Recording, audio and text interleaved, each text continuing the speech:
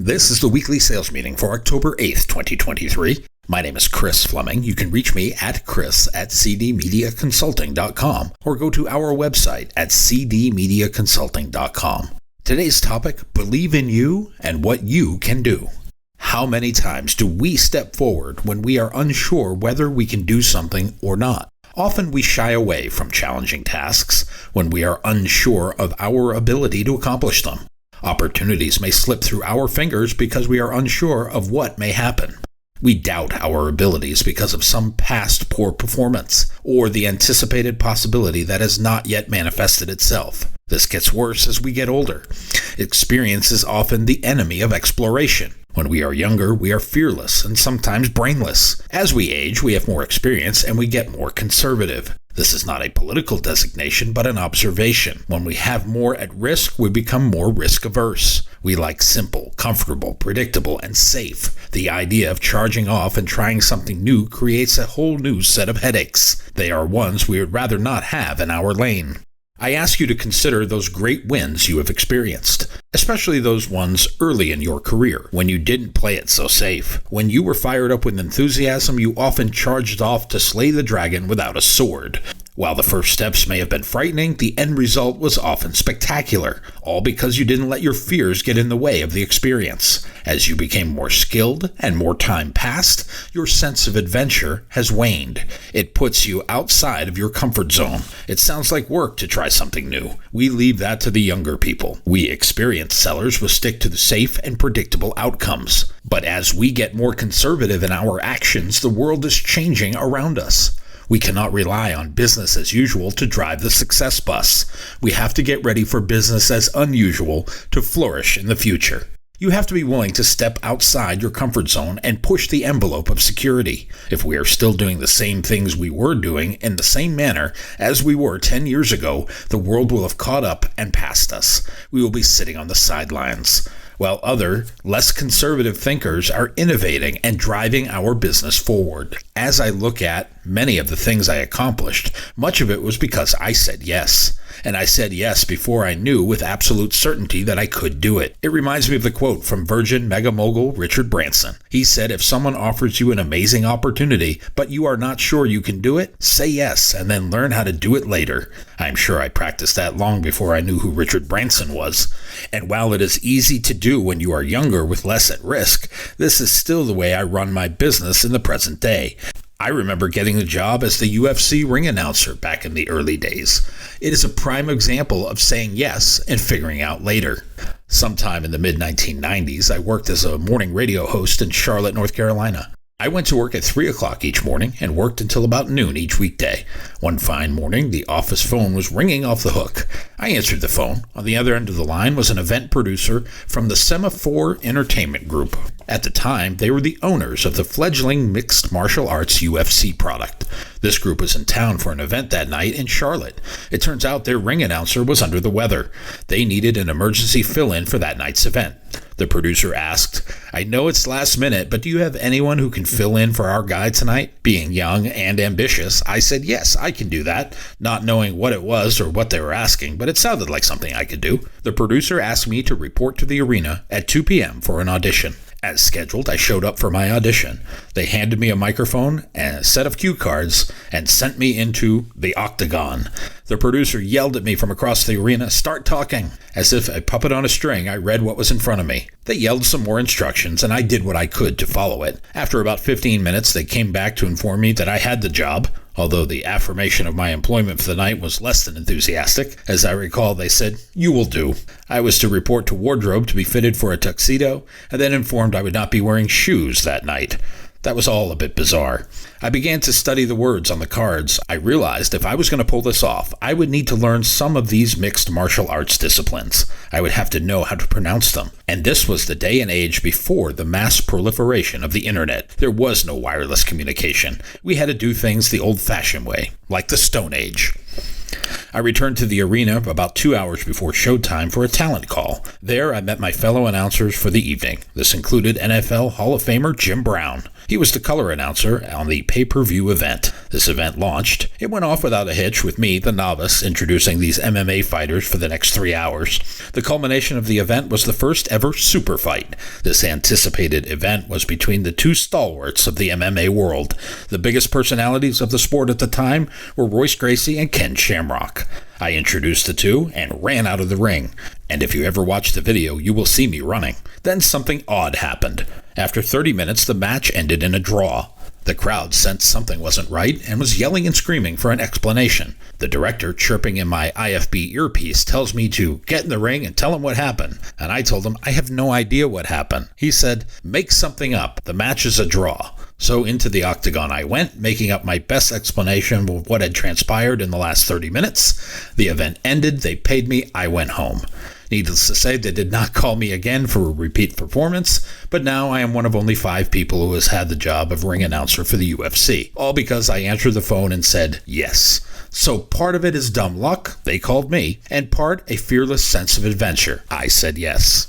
What prevents you from trying something new? What stops you from embracing change and the future? There is some fear of the unknown, and the older we get, the more we have at risk. But the future will be shaped by those willing to embrace the unknown. We have to realize it is acceptable to take risks. We can seize opportunities even when we may not feel prepared or confident of success.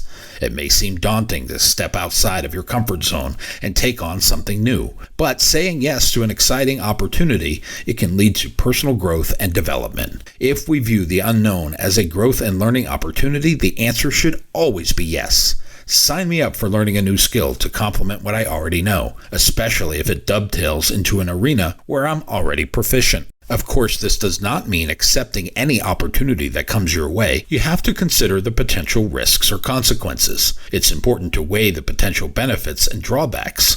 You need to make an informed decision. But if it is viewed from the lens of what if yes rather than no, we can't because, it will be a positive experience. And positive regardless of the outcome. Be proactive, change your attitude, and embrace the change. Charles Darwin is best known for his theory of evolution and natural selection. Darwin recognized that survival requires the ability to adapt and evolve. This is true not only for plants and animals, but for people. To thrive in a changing world, we must be able to learn and grow. We need to adapt to new technologies and social norms, and to find new ways of solving problems.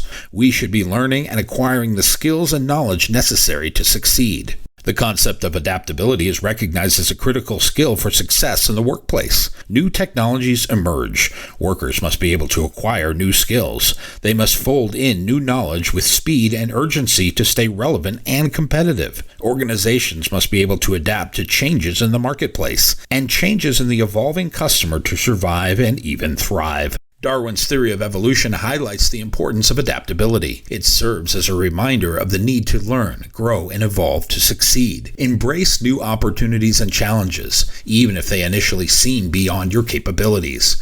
You can expand your horizons and achieve things you may never have thought possible. So don't be afraid to say yes to new opportunities. Push yourself out of your comfort zone. You may surprise yourself with what you're capable of. You also need to be in the right environment. Your organization, your company, and your tribe have to support the idea of stepping out of the norm. Those wishing to the return of yesteryear have no business managing the future. It is not coming back. We all have to embrace the change afoot and adjust our sails to capture the prevailing wind. George S. Patton was a World War II-era American general. He said, "Don't tell people how to do things. Tell them what to do and let them surprise you with their ingenuity." That statement displays a spirit of strong leadership and direction. It is what we look for in our leaders. For us, we can combine that sentiment with individual initiative and adventure. In this environment, we can embrace the entrepreneurial spirit which will drive the future. Make sure your company gives you room to breathe. If your company embraces your creativity and resourcefulness, it can lead to unexpected successes. This is a prime example of effective team leadership. It is an example of fostering an environment where it encourages team members to step forward and say yes. It is not about controlling every aspect of a project or task. It is about setting clear goals and empowering team members to find their own solutions. By trusting in the abilities of those around us, we can achieve more than we ever thought possible. This is the opposite of top-down, micromanaged organizations. You know, the ones where approvals for purchasing paperclips are scarce and at a premium. Instead, look for teams where it is hard to pick out the leader.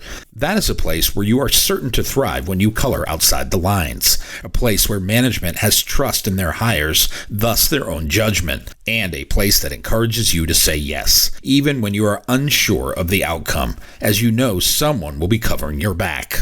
Saying yes to new opportunities, even when you are unsure if you can do it, can be a powerful way to learn. It can help you grow both as a person and a professional. Embracing new challenges and taking risks can help you discover new strengths and capabilities. It can open up new doors of opportunity you may not have considered before. Of course, this doesn't mean you should blindly accept every opportunity that comes your way.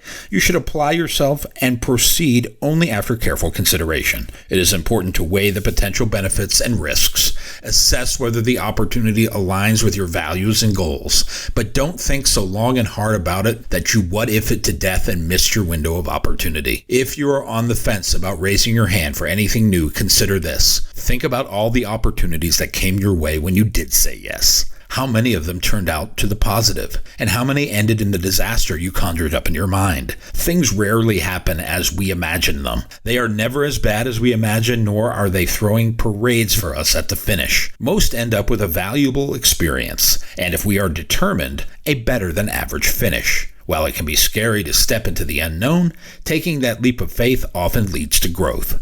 Start by believing in yourself and your ability. You did not get to where you are by standing still.